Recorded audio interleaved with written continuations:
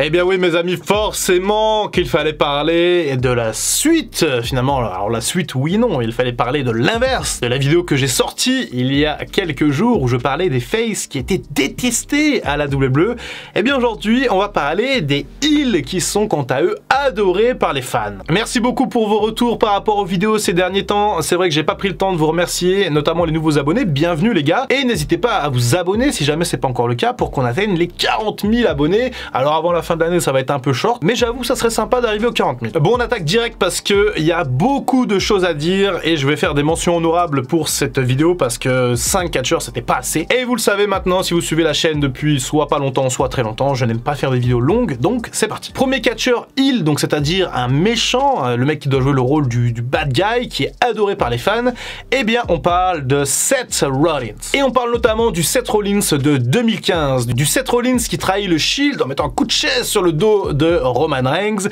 et qui ensuite devient un petit peu le pion de Triple H, qui devient un petit peu le laquais de cette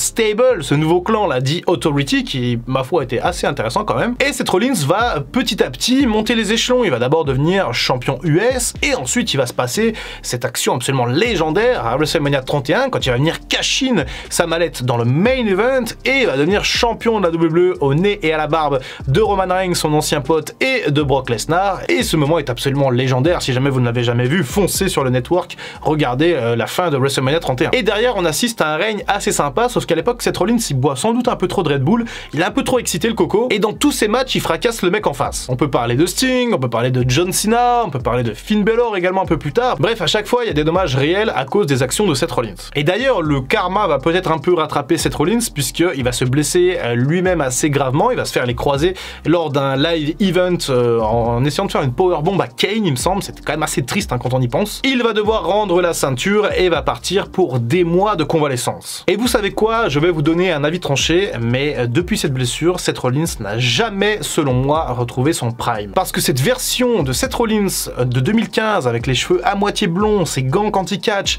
cette agilité, son athlétisme entre les cordes, ses promos, sa manière de regarder également les autres catcheurs, de faire son entrée, eh bien moi je trouve que je n'ai jamais retrouvé ça derrière. J'ai jamais finalement retrouvé le Seth Rollins de 2015 et c'est pour moi l'un des grands regrets parce que vraiment Rollins en 2015 il était à l'apogée de sa carrière et bah ça n'a pas duré longtemps. Et bref tout ça pour dire que les fans étaient en kiff total à l'époque devant ce Seth Rollins et quand Rollins est venu cash in, eh bien tout le monde aurait dû siffler huer, mais tout le monde était trop heureux, tout le monde était trop content parce que voilà il y a beaucoup de gens qui commençaient un petit peu à détester Roman Reigns en 2015, même depuis le Rumble et même avant, parce que les gens voulaient Daniel Bryan contre Lesnar à WrestleMania, et il y a aussi beaucoup de fans qui détestaient Lesnar parce qu'il avait pris la streak de l'Undertaker un an avant. Donc ce main event de WrestleMania 31 entre Reigns et Lesnar, que moi personnellement je trouve assez bon et que je trouve même être le meilleur match entre les deux, eh bien pas grand monde en voulait et les gens étaient globalement déçus. Et bah Seth Rollins il est venu sauver un peu la soirée de tous ces gens un peu frustrés d'avoir Lesnar contre Reigns. Un bel exemple au final de catcheur heel qui est vraiment adoré par les fans. Deuxième catcheur heel absolument adoré par les fans, et on va parler de Chris Jericho. Et Chris Jericho, ça lui est arrivé plusieurs fois dans sa carrière,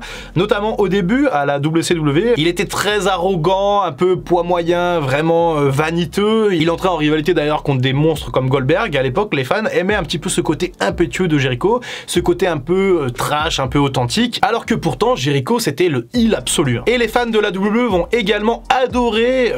l'une des gimmicks heel de Chris Jericho, notamment en 2016 quand Jericho change un petit peu de cap et qu'il crée cette espèce de gimmick de la liste de Jericho. Il joue le rôle d'un catcheur heel comme à son habitude, puisqu'il le fait quand même très bien Jericho, sauf que là, vraiment c'est tellement divertissant que les fans adorent. Il y a toutes ces mimiques où justement il tient le stylo comme ça et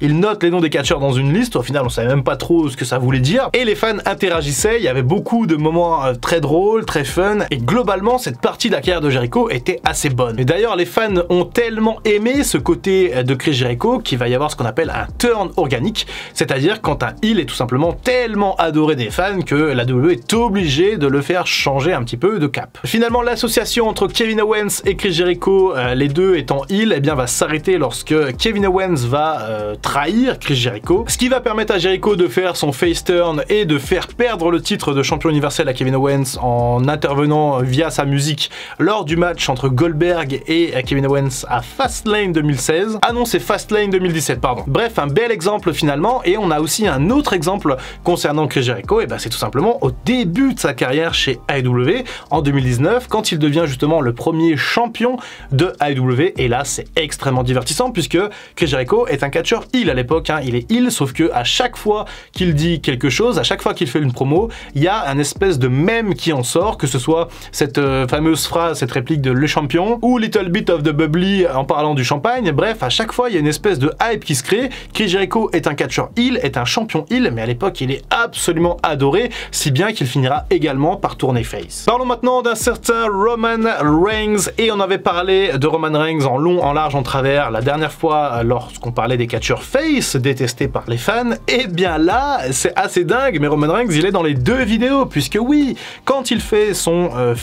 heel turn pardon, en 2020, et qu'il commence à secouer tout le roster, à devenir champion et à regarder la caméra avec une aire d'attitude, à faire des promos glaçantes, bref, à changer complètement de personnage, de gimmick, et bien qu'est-ce qui se passe? Et bien les fans, ils adorent ça, et surtout il y a beaucoup de gens, je pense, qui devaient vraiment attendre ça de pied ferme. Moi le premier, vraiment, j'attendais Roman Reigns en tant que heel, parce qu'en plus, Roman Reigns, il n'a pas toujours été face à la WWE, hein. Si on remonte du côté de 2012-2011, à l'époque de la FCW, donc l'école de développement de la WWE avant que ça devienne NXT, et ben Roman Reigns, il était là, il s'appelait d'ailleurs pas Roman Reigns à l'époque, il faisait des promos en costard où il était heel, il catchait comme un bon gros heel, et j'avais vu ces shows quelques années plus tard, hein, je crois en 2017 ou 2018, mais vraiment j'avais été comme subjugué par cette version de Roman Reigns en heel, que je trouvais beaucoup plus intéressante que le Roman Reigns que je voyais en 2017-2018. Alors quand il a tourné heel, eh ben moi j'ai fait la fête, hein. Alors j'ai fait la fête tout seul parce qu'à l'époque c'était le confinement et tout, blabla. Bref, Roman Reigns est l'un des exemples de réussite quand on parle des catcheurs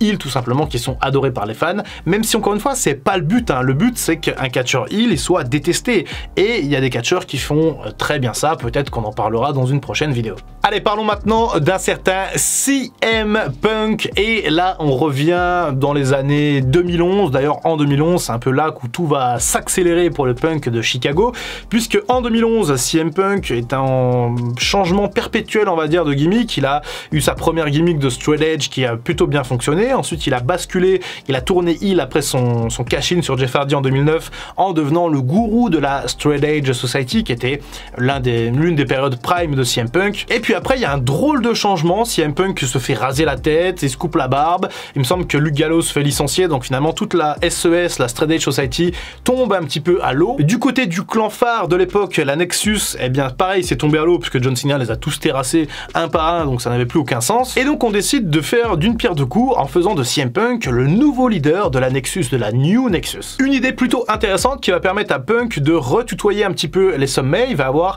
un match qui est assez intéressant contre Randy Orton lors de WrestleMania 27. Je dis assez intéressant parce que effectivement Punk à l'époque, lui, il estime qu'il doit être dans le main event face à John Cena. Et d'ailleurs cette absence de main event lors de WrestleMania 27, puis 28, puis 29 va sans doute travailler CM Punk, qui va sans doute se barrer aussi un peu à cause de ça, parce que sans doute que son ego n'est pas flatté d'être dans aucun des main events de cette période-là. Mais bon, il y a de fortes chances que Punk soit dans un des main events de WrestleMania 40, donc la boucle sera bouclée. Bref, toute cette mise en situation pour vous emmener à un élément concret, un événement surtout concret, c'est la pipe bombe de CM Punk en 2011, à la mi-2011, où justement il sort un petit peu ce qu'il a sur le cœur, on brise un peu le quatrième mur, et eh bien en fait CM Punk, un catcheur immédiatement quasiment adoré, parce que le mec dit des réalités, il parle de John Cena, de Triple H, de Vince McMahon, on sait un petit peu comment ça se passe, le business de la WWE, on sait que ceux qui avalent beaucoup de sabres, ils sont mis en avant. Et bah CM Punk, lui, il a décidé de pas avaler de sabre, et justement, il représente la voix des sans-voix. Et donc il va se passer un phénomène assez étrange, c'est que les fans vont sortir un petit peu du kayfabe également, et vont s'allier à CM Punk, qui lui va justement jouer beaucoup avec le kayfabe, c'est-à-dire le scénario de la WWE, pour créer une histoire vraiment passionnante autour de lui, de sa fin de contrat et de cette chance contre John Cena lors de Money in the Bank. La dernière date du contrat de CM Punk dans le kayfabe va donc être lors du show Money in the Bank, où il va affronter John Cena pour le titre suprême. En plus c'est à Chicago, et CM Punk va être absolument adoré, ovationné par les fans, alors qu'à l'époque, il est quand même heel. En plus, il va gagner le titre, ce qui va faire de ce match l'un des plus grands classiques de l'histoire de la WWE. Et ce qui est dingue, c'est qu'après CM Punk, il revient, mais il reste heel et pourtant il est autant adoré. Alors on a ce Summer of Punk absolument dégueulasse contre Triple H et Kevin Nash ensuite, c'est ce gâchis de booking. Mais globalement, à partir de là, CM Punk a changé de statut, il a changé d'aura et il fait vraiment partie des plus grands. Et ça va aussi lui permettre de récupérer le titre en 2012 et ensuite de filer vers les sommets. CM Punk va ensuite tourner face de manière assez organique, mais encore une fois, on a un bel exemple d'un catcheur heel qui est vraiment adoré par les fans. Dernier nom de notre liste de 5 avant de passer aux mentions honorables, et on parle peut-être du tout premier catcheur heel à avoir été totalement adoré par les fans, le précurseur de ce mouvement, un certain Hollywood Hulk Hogan. Ah là là, il y a beaucoup de choses à dire par rapport à Hulk Hogan et je ne veux pas que cette vidéo dure 1 heure, mais globalement, Hogan, c'est un petit peu l'effet John Cena et Roman Reigns dont on a parlé dans la dernière vidéo, c'est-à-dire le mec qui a été face trop longtemps, il a fait trop de main event de WrestleMania, il a trop été là, trop mis en avant, et à partir de 93 à la WWE, 92-93, les fans commencent à ne plus en pouvoir et commencent un peu à siffler Hogan. Mais attention, Hogan, ça fait à ce moment-là 8 ans qu'il est à fond dans la Hulkamania, donc quand même les fans à l'époque avaient plus de patience qu'aujourd'hui. Et donc Hogan, il décide de changer un peu d'air, de quitter la WWE pour aller à la WCW, et il reprend sa gimmick de Hulkamania, voilà, et en 95, ça fait alors 10 ans que Hulk Hogan est en rouge et jaune, qui déchire son t-shirt, sauf qu'en 95, les mœurs ont changé. Les jeunes ne regardent plus catch comme avant, ils sont très fans d'MTV, il y a des groupes de rock comme Nirvana, bref, le monde a changé et Hogan, il est là en train de se dire merde, moi je sais plus quoi faire, je suis vieillissant et les fans ne m'aiment plus. Et donc, qu'est-ce qui va se passer? C'est que Hogan va tourner heel et ça va être un véritable choc pour l'industrie du catch. Faut quand même se rappeler qu'à l'époque, en 96, Hogan, c'est la plus grande star du catch depuis 10 ans, que des mecs comme Le Rock et Austin n'ont pas encore émergé et que c'était absolument impensable de voir Hulk Hogan devenir un heel, tout simplement, un vrai bandit, un vrai filou. Et pourtant, la WCW va faire ça avec brio lors de Bash at the Beach 96, quand la NWO va se former entre Hogan, Scott Hall et Kevin Nash, et ça va lancer une véritable nouvelle ère pour la WCW et pour le catch en général, puisque d'abord la WCW va exploser en termes d'audience avec la NWO, elle va même dépasser la WWE de Vince McMahon, et ensuite, McMahon et la WWE, eux, ils vont devoir réagir à ce bouleversement imposé par la WCW, et c'est ainsi que va naître l'Attitude Era et justement l'avènement de catcheurs comme Austin et Le Rock. Et bien sûr, puisque c'est le sujet de cette vidéo, Hollywood Hulk Hogan était absolument adoré de tous les fans de catch. C'était complètement dingue. Hogan était en roue libre totale dans ses promos. Il était devenu complètement arrogant, insultant, et justement les fans de l'époque, ils adoraient ça. Et franchement, avec le recul, quand on regarde un petit peu les années 93-94 d'Hogan à la WCW et qu'on les compare avec les années 97-98, ça n'a strictement rien à voir et c'est beaucoup plus divertissant sous sa gimmick d'Hollywood Hulk Hogan. Parlons rapidement des mentions honorables avant de conclure cette vidéo parce que je voulais vraiment les citer. Parlons par exemple d'un catcheur comme Randy Orton qui a souvent été très apprécié en tant que heel. Alors il a souvent été détesté, mais que ce soit Randy Orton ou Edge, c'était vraiment je t'aime moi non plus, et à certaines périodes notamment, Randy Orton était adoré en tant que heel. Et un exemple me vient en tête, c'est quand Randy Orton était en feud contre Bray Wyatt, qu'il trahissait finalement la Wyatt Family, donc c'était encore un heel, mais à l'époque il allait sur un face turn organique, et à l'époque les fans étaient vraiment contents de voir Randy Orton dans ce cas de figure. On peut également parler d'Adam Cole, qui durant sa période à NXT était absolument adoré des fans de catch, alors que c'était une pourriture absolue, mais Adam Cole il était tellement classe, tellement charisme que finalement on était obligé d'adorer ce catcheur quoi. Et donc ça permet de faire une transition avec ce qui se passe actuellement dans le monde du catch, et le meilleur exemple d'un heel adoré par les fans, puisque MJF du côté de AEW a vraiment cette étiquette du mec totalement heel, totalement arrogant, mais tellement bon, tellement divertissant, que le gars est adoré depuis plusieurs années chez AEW, qu'il est même devenu champion majeur de la compagnie, et que là il est champion depuis plus d'1 an, et que la compagnie a été obligée de le faire tourner face organiquement, même si encore une fois c'est très bien pensé puisque MJF n'est pas un vrai face à proprement parler. Un dernier mot sur Baron Corbin, qui lui aussi a connu le temps d'une soirée le fait d'être un heel absolument adoré par les fans, et pour ça, merci à tous les fans français de l'Accor Arena qui ont sans doute fait de cette nuit un moment inoubliable pour le catcheur Baron Corbin. Dites-moi dans les commentaires si vous pensez à un autre catcheur dont je n'aurais pas parlé dans cette vidéo, et bien entendu, comme d'habitude, donnez-moi tous vos avis dans les commentaires. Si jamais vous n'êtes pas encore abonné, abonnez-vous pour qu'on essaye d'aller toucher les 40 000. C'était Dr Wrestling, à très bientôt pour une prochaine vidéo. En attendant, comme d'habitude, prenez soin de vous. I can feel the blood creeping up from the heathens. Got will, got fight, got pride, got reason. If they wanna go eat, then you know I'm gon' feed them. If you're coming for me, hope you're ready for a demon.